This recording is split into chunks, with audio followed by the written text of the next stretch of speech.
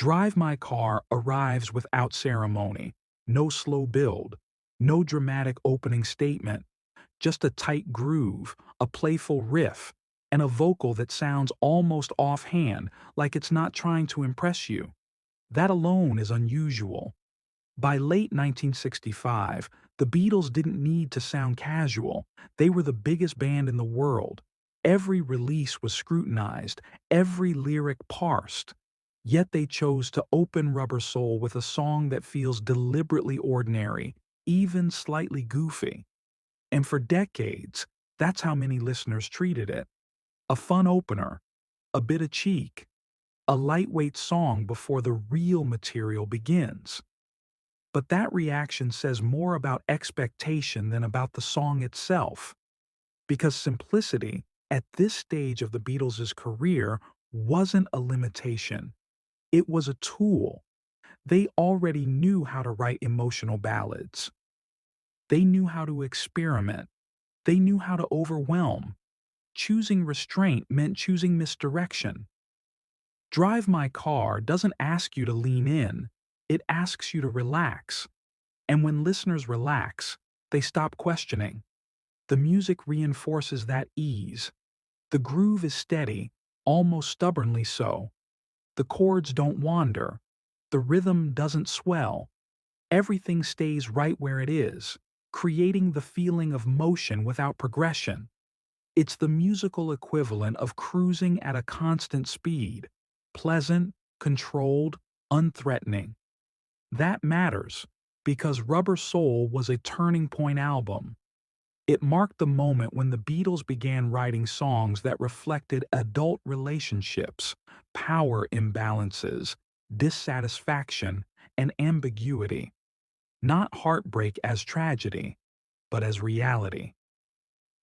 Opening that album with a song that sounds unserious is a strategic move. It lowers defenses. Listeners aren't bracing for meaning. They aren't expecting subtext. They hear confidence, humor, charm, all the familiar Beatles qualities, and assume the song is doing exactly what it seems to be doing. But the feeling that something is slightly off lingers. The narrator doesn't lead the story, he reacts. The situation doesn't resolve, it stalls. The humor doesn't escalate, it settles. And that's the first quiet signal that Drive My Car isn't empty space. It's compressed space. Everything important is happening underneath the surface, disguised by momentum. The song isn't trying to convince you it's clever. It's waiting to see if you'll notice. There's a moment in Drive My Car where the song quietly asks something of the listener. Not attention, not admiration, just recognition. Baby, you can drive my car. On the surface, it sounds like nothing more than a playful invitation, a metaphor for success, a way of saying, stick with me and you'll go places. It fits neatly into the cheerful rhythm of the song and passes by without resistance. But that phrase didn't begin with the Beatles. Long before 1965, Drive My Car existed in another musical language entirely, one shaped by blues musicians who learned how to say adult things without saying them out loud. In that world, cars weren't transportation, they were symbols. Access, permission, intimacy, coded carefully enough to survive polite company. This kind of phrasing was common in American blues and early rhythm and blues. It allowed songs to operate on two levels at once, harmless enough for casual listeners, unmistakable for those who knew the vocabulary. The cleverness wasn't in shock, but in suggestion. The Beatles knew this tradition well. They studied American records obsessively, lifting phrases, rhythms, and attitudes from artists whose music rarely crossed into the mainstream without being softened. When they borrowed language, they did it intentionally, which makes the line in Drive My Car difficult to dismiss as coincidence. Once you recognize the euphemism, the entire song subtly shifts. The chauffeur story becomes a framework rather than a plot. The promises take on weight. Even the flirtation feels more calculated than cute. "I can show you a better time." It's a line that barely registers on first listen, but paired with the phrase that precedes it, it gains texture. The meaning doesn't change completely, it doubles. Innocence and suggestion coexist without canceling each other out. What's striking is how little the song does to draw attention to this layer. There's no exaggerated delivery, no musical pause to underline the joke. The Beatles don't lean in and nudge the listener. They let the phrase glide by at the same speed as everything else. That restraint is essential, because once a joke is explained, it stops working. Drive My Car relies on the possibility that the meaning might go unnoticed. It depends on ambiguity, on the idea that a song can mean different things to different people at the same time, without contradiction. For some listeners, the phrase is a metaphor and nothing more. For others, it opens a second conversation running quietly beneath the first. The Beatles never clarified which interpretation was correct.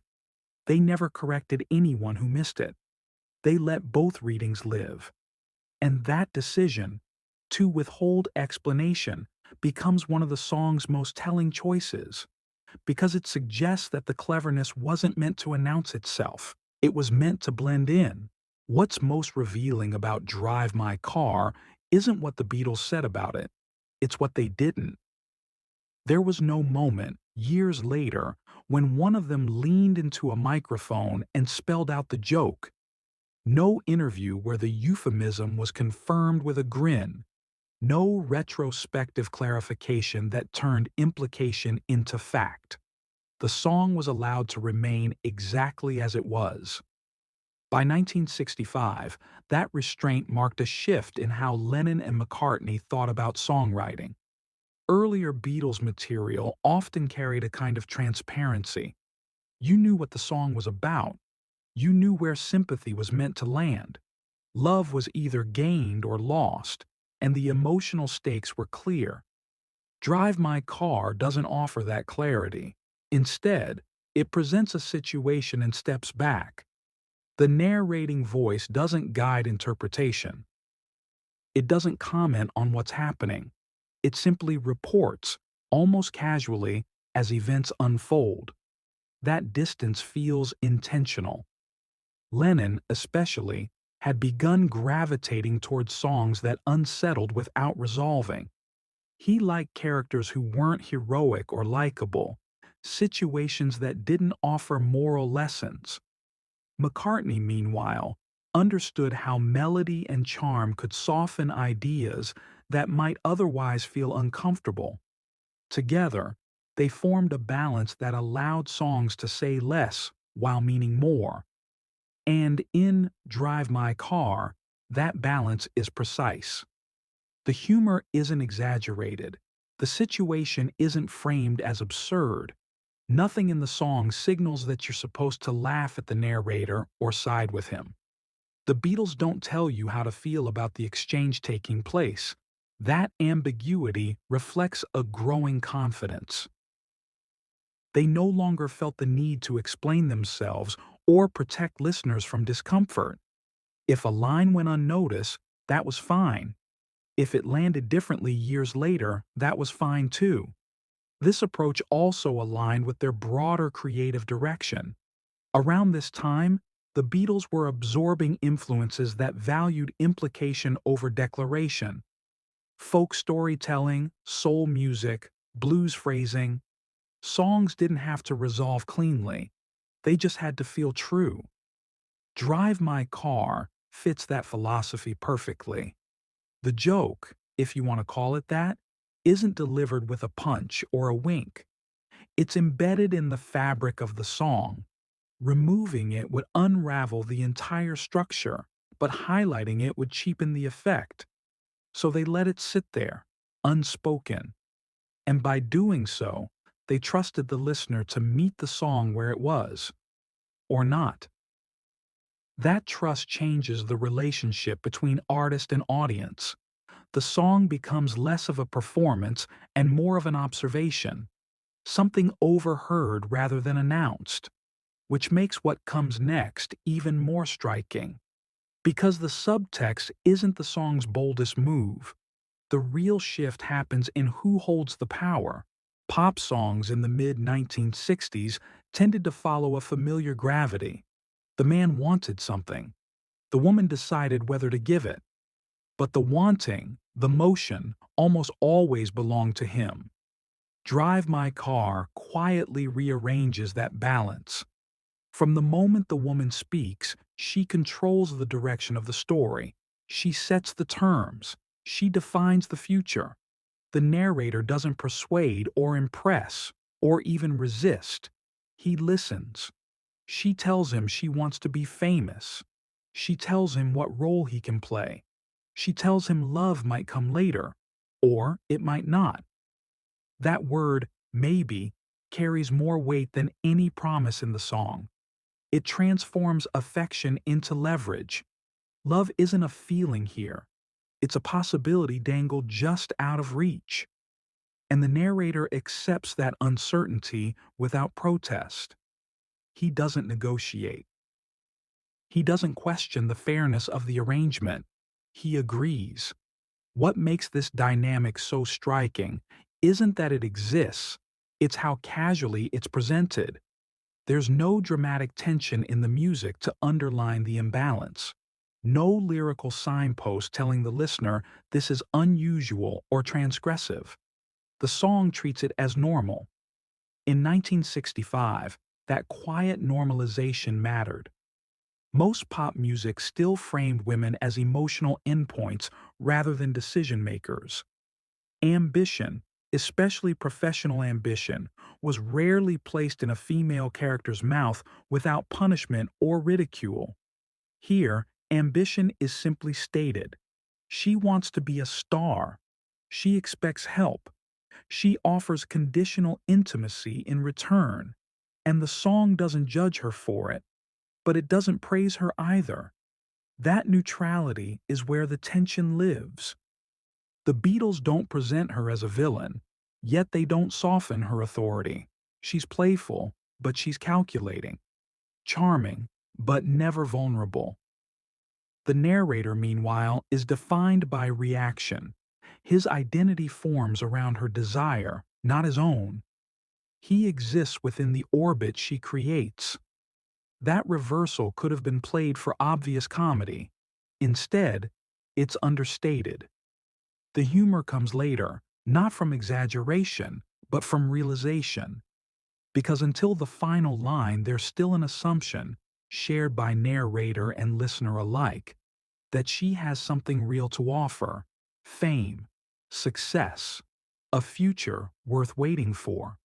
That assumption is what gives her power, and it's also what makes the ending land as more than a joke.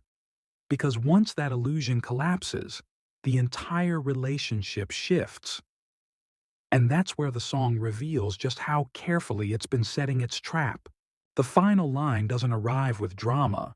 There's no musical pause, no raised voice, no signal that the story is about to turn. It's delivered as casually as everything else. I got no car, but I've found a driver, and that's a start.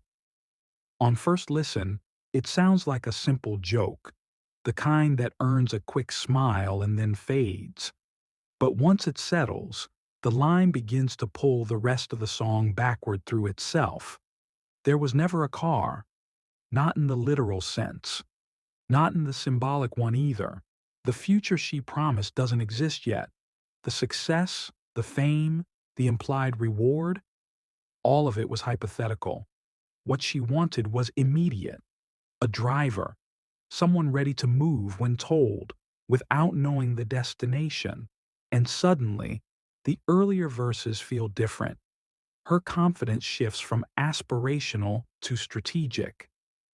The offer of love feels less like romance and more like motivation. Even the narrator's willingness takes on a new tone, not hopeful, but compliant. The brilliance of the punchline is that it doesn't humiliate anyone outright. The song never laughs at the narrator. It laughs around him. He isn't shocked by the revelation. He doesn't object. He accepts the logic of the situation as if this was always the arrangement. That acceptance is what complicates the humor. Is he naive, only now realizing the truth? Or did he understand all along and choose to stay anyway? The song refuses to answer. That ambiguity keeps the power dynamic unsettled. If he's unaware, the woman's control feels manipulative. If he's aware, then the relationship becomes transactional, mutually understood, stripped of illusion. Both readings can exist at once, and neither is fully comfortable. What's remarkable is how quickly the song ends after delivering the line. There's no aftermath, no reflection, no emotional fallout. The story stops exactly where clarity begins. That restraint prevents the punchline from becoming moral commentary. The Beatles don't tell you what to think about the situation. They don't resolve the imbalance they've revealed. They simply let it stand. In doing so, the song mirrors real-world dynamics more closely than many overtly serious tracks. People often accept arrangements they don't fully believe in. They agree to roles with unclear rewards. They participate in systems built on promises that may never materialize. Drive My Car captures that reality without heaviness. The joke lands softly, but it leaves behind a question rather than a laugh. And just as the lyrics pull the meaning inward, the music continues to carry the disguise. Because nothing about the sound suggests revelation. The groove never breaks. The rhythm never stumbles. The song keeps moving forward as if nothing has changed, which is exactly the point. And it's in the music itself that the cleverness becomes even harder to miss. If the lyrics of Drive My Car are doing their work quietly, the music is doing something even subtler. It never reacts. From the first bar to the last, the song holds its shape. The groove stays locked. The rhythm pushes forward with a confidence that feels unshakable. There's no musical signal telling you when to laugh, when to pause, or when something important has been revealed. That lack of reaction is intentional. The verse is built on an unusually tight harmonic loop. It barely moves, circling the same ground again and again. Instead of creating tension through chord changes, the song relies on rhythmic insistence, a sense of motion without progress. That musical choice mirrors the story perfectly. The narrator is moving, participating, agreeing, but not advancing. He's caught in a cycle, propelled by energy rather than direction. The music doesn't resolve because the situation doesn't. And then there's the riff. Short, funky, almost clipped. It owes more to American soul than to British pop. The influence of artists like Otis Redding is unmistakable, particularly in the way the groove leans forward, emphasizing feel over flourish. This matters because soul and blues traditions had long used rhythm as a way to carry implication. The music could sound joyful, while the lyrics hinted at something more complicated underneath. Drive My Car borrows that strategy wholesale. The vocals reinforce it. There's no grand melody soaring above the track. The lines are delivered conversationally, almost tossed off. Harmonies punch in for emphasis, not emotion. Everything sounds controlled, practiced, assured. Even the moments that could have been emphasized, the flirtation, the promise, the punchline, are treated the same as every other line. No spotlight, no underline. That uniformity is what allows the song to disguise itself so effectively. Because if the music had reacted to the joke, the illusion would break. A pause, a flourish, a dramatic shift. Any of those would tell the listener, this is the moment. Instead, the song denies you that cue. The result is a track that feels modern even now, minimalist without being empty, repetitive without being dull, confident enough to stay exactly where it is. By the time the song ends, you've absorbed the situation emotionally before you fully processed it intellectually. The groove carries you past the moment of realization, leaving the meaning to catch up later. That delayed understanding is part of the design, and it connects directly to where Drive My Car sits in the Beatles' story, not as a throwaway opener, but as a quiet declaration. Because when you place this song at the front of Rubber Soul, it stops sounding casual, it starts sounding deliberate. When Drive My Car opens Rubber Soul, it isn't just starting an album, it's setting terms. By December 1965, the Beatles were standing at a crossroads they hadn't publicly acknowledged yet. They were still touring, still charting effortlessly, still perceived in many ways as a pop phenomenon rather than a long-term artistic force. But behind the scenes, things were shifting. Rubber Soul was recorded over a concentrated stretch of sessions in October and November of that year. 14 tracks, no filler singles pulled in from earlier sessions. For the first time, the Beatles were thinking about an album as a unified statement rather than a collection of hits. Drive My Car being placed first was not an accident. It wasn't the most emotional song. It wasn't the most experimental. It wasn't even the most immediately impressive. What it was confident. The album would go on to explore dissatisfaction, jealousy, independence, emotional distance, and moral ambiguity. But instead of announcing that shift with gravity, the Beatles chose a song that smiled while quietly rearranging expectations. That choice tells you how they saw their audience. They didn't need to shock listeners into attention. They trusted them to follow. They trusted that subtlety wouldn't be mistaken for emptiness. Or if it was, that misunderstanding wouldn't matter. When Rubber Soul was released, it topped the UK charts and held the #1 position for weeks. In the United States, it did the same. Drive My Car, released as a single in some markets, became a top 5 hit. Those numbers matter because they show that the Beatles didn't trade accessibility for depth. They layered one on top of the other. At the time, few critics described the album as radical. The language used was mature, sophisticated, confident. Those are quiet words, words that suggest change without insisting on it. And Drive My Car embodies that exact energy.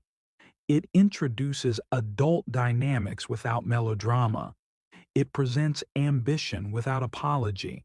It allows manipulation to exist without commentary. All of this happens before the listener even realizes the album has shifted tone. In retrospect, this song marks the moment when the Beatles stopped explaining themselves.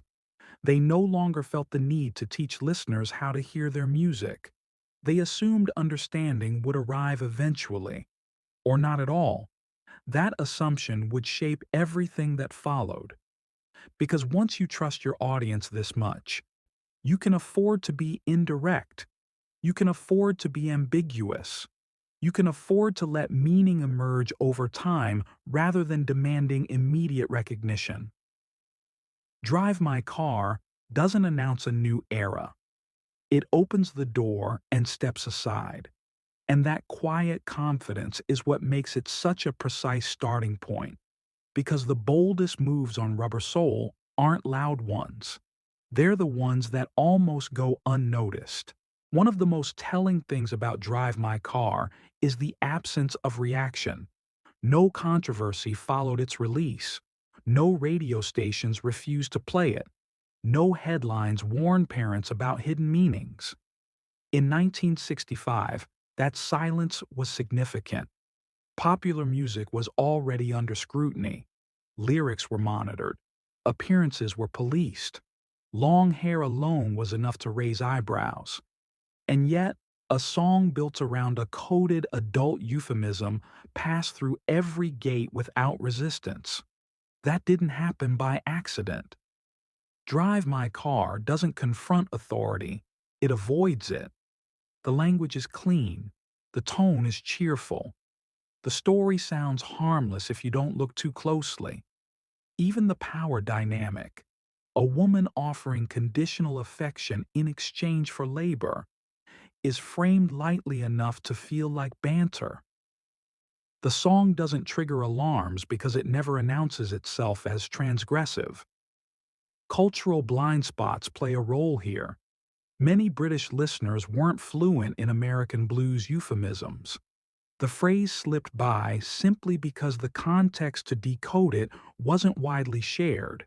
What wasn't understood couldn't be objected to. And that gap between intention and reception becomes part of the song's cleverness. The Beatles were operating at a moment when implication could still hide in plain sight, before lyrics were dissected line by line, before meaning was expected to declare itself. They took advantage of that space.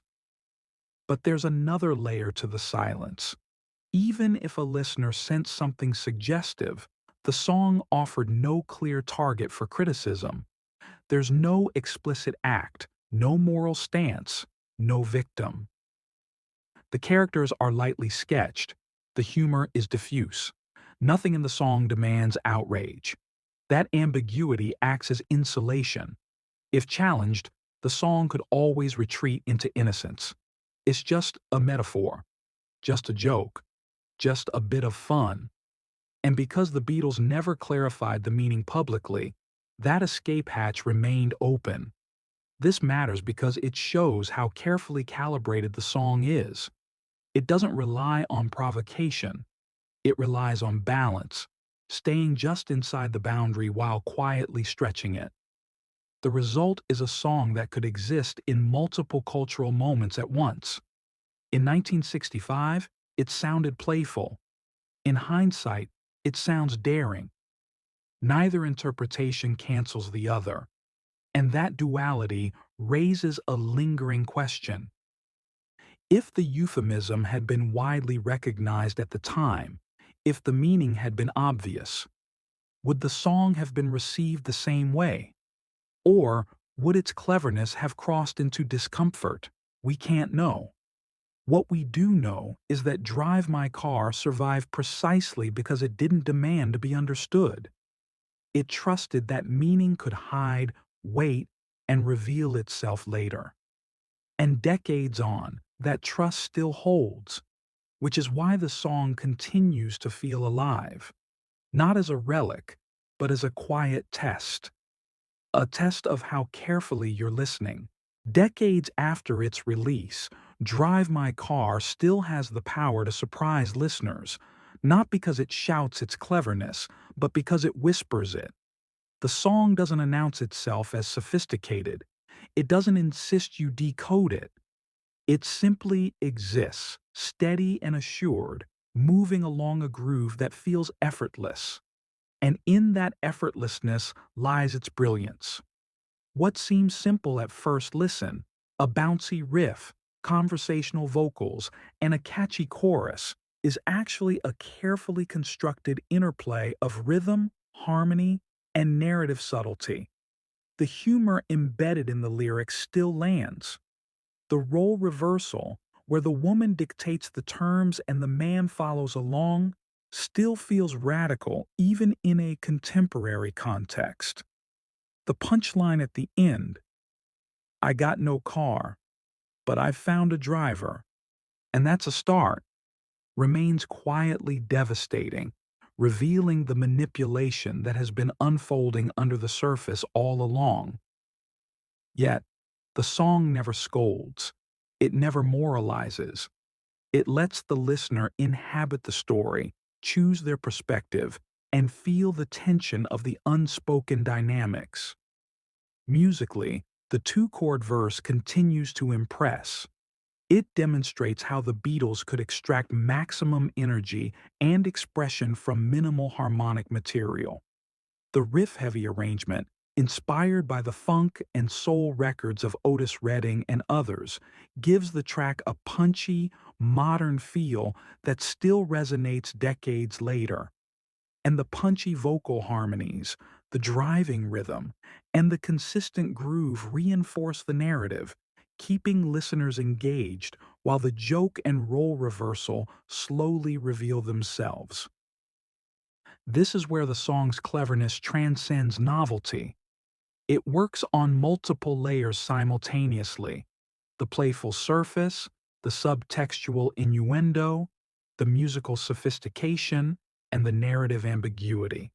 Listeners can enjoy it casually, or they can uncover the layers one by one, gaining a deeper appreciation with each revisit. Few pop songs achieve that kind of long-term engagement without feeling forced or self-conscious. But Drive My Car does it with effortless charm. Even today, it feels modern because it trusts the audience. It doesn't spell out the joke or moralize about the power dynamics. Instead, it offers space for interpretation. Is the narrator complicit or naive? Is the woman playful or calculating? The song never answers, leaving the tension unresolved, which is part of its enduring allure. Ultimately, the cleverness of Drive My Car isn't in the overt humor or the cheeky metaphor. It's in the restraint. It's in the trust the Beatles place in their listeners. It's in the way a song can be simultaneously catchy, sophisticated, and subtly subversive. And decades later, that quiet, layered brilliance is exactly why it continues to captivate, entertain, and provoke thought. A playful pop song that hides an adult mind at work and reminds us that true cleverness often comes not from shouting, but from letting the listener discover the joke themselves.